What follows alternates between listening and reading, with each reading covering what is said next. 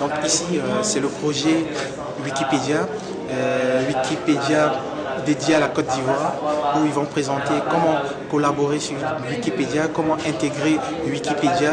Donc là, nous avons Donatien Kanga qui présente cet atelier. Je suis en Chine.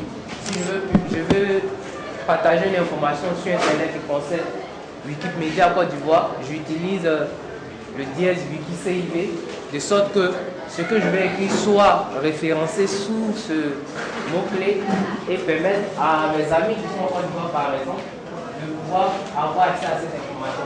Je suis là pour présenter l'initiative Wikipédia Côte d'Ivoire qui vise à mettre en place un projet, une association Wikimedia Côte d'Ivoire reconnue par les autorités, mais reconnue aussi par l'association, la Fondation Wikimedia International.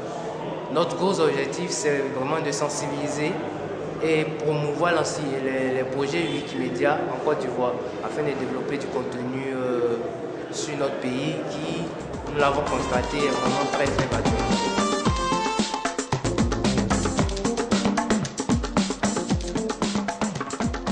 C'est le projet Rega Subago, qui est en fait un site internet qui traite de toute la thématique sur la bonne gouvernance, la liberté d'expression et la justice internationale. Je suis Maxence de Radio Netherlands Worldwide, une organisation néerlandaise qui a pour but de promouvoir la liberté d'expression et les droits de l'homme dans le monde. Donc l'année dernière, une collègue à moi a visité la Côte d'Ivoire et Abidjan avec notamment Paul.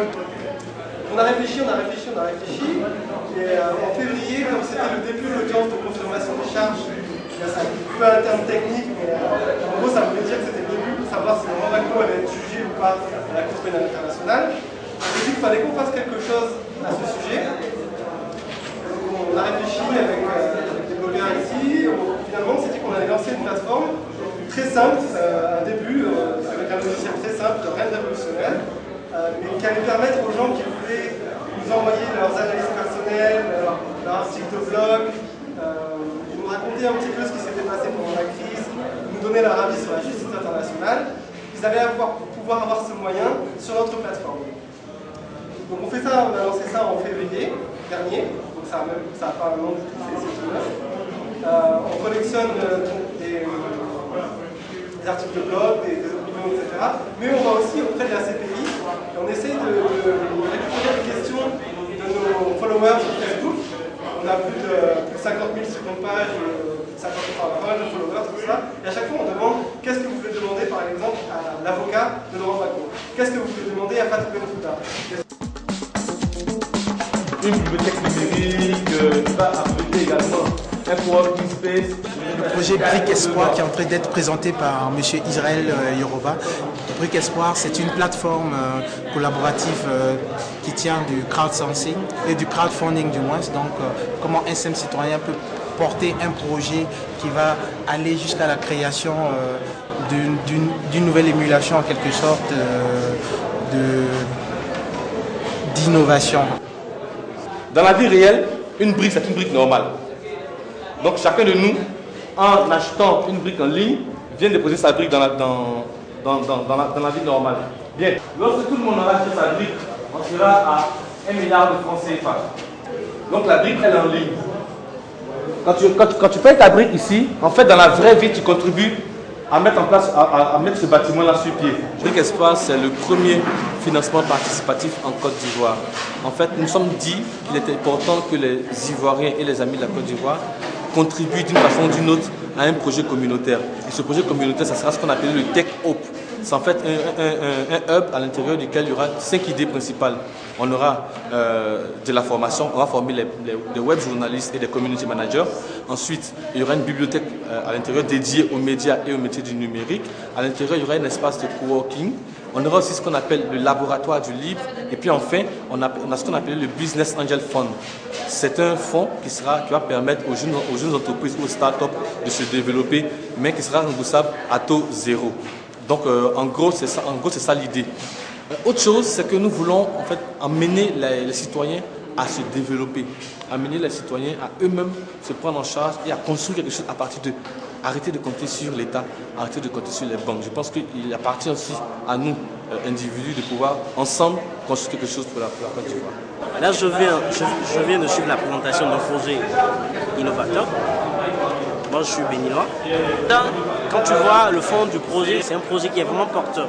Et nous, jeunes Africains, nous avons forcément besoin de ces choses-là pour pouvoir innover. On n'a pas besoin d'attendre forcément les dons extérieurs. Ça, tu participes par ton propre chef à la construction d'un bâtiment qui servira à la Côte d'Ivoire et à tout le monde. Je dis, si j'annonce déjà des dates pour décembre 2014, c'est que nous y croyons. Nous allons donner des moyens de le faire.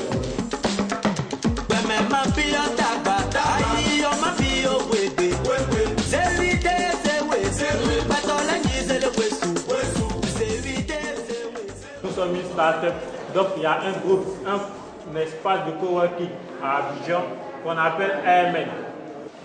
C'est une solution qui va permettre aux utilisateurs de se connecter à Internet de façon gratuite, mais cette connexion sera sponsorisée par les annonceurs. Les annonceurs payeront la connexion pour les utilisateurs. Donc un utilisateur, un passant lambda dans la commune de Yopougon où se trouve un social space pourra se connecter à partir de son smartphone, de son ordinateur portable, de sa tablette. Il pourra se connecter à Internet de façon gratuite, sans payer 5 francs, car l'annonceur a déjà payé la connexion pour lui. C'est l'idée de Social Spot. Je suis Cyrielle Yenze, je viens du Gabon.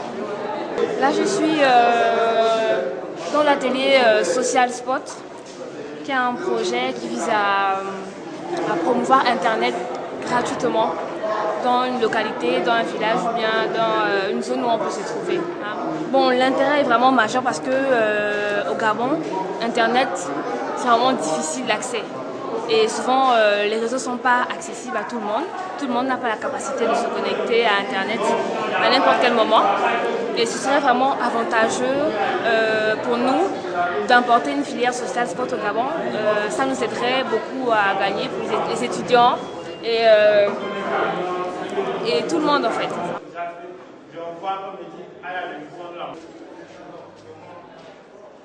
Là, je vous présente le bidon Jerry, qui est en fait un ordinateur conçu avec du matériel de récupération local, reconditionné, avec une certaine stratégie de positionnement du matériel.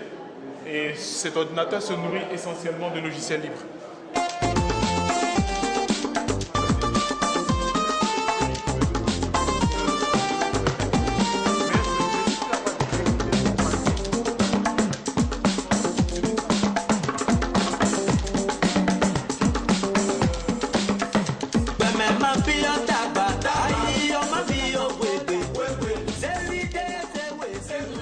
Pass FM, c'est une web radio, c'est la première web radio d'information en Côte d'Ivoire.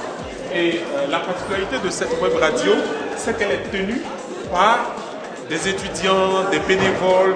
Ce sont des gens qui viennent apprendre à faire de la radio, mais dans une radio. Donc le nom classe pour dire qu'ils continuent à apprendre à faire de la radio, mais en même temps, ils diffusent l'information locale, typiquement locale, cette information que les autres radios n'arrivent pas à produire au monde entier. Eux, ils arrivent à ressortir cette information des fins fonds du pays, des territoires perdus, et ils présentent cette radio au monde. Donc du coup, ce sont des étudiants passionnés, des citoyens passionnés de la radio, qui apprennent en même temps à comprendre le métier de la radio, mais tout en produisant du contenu.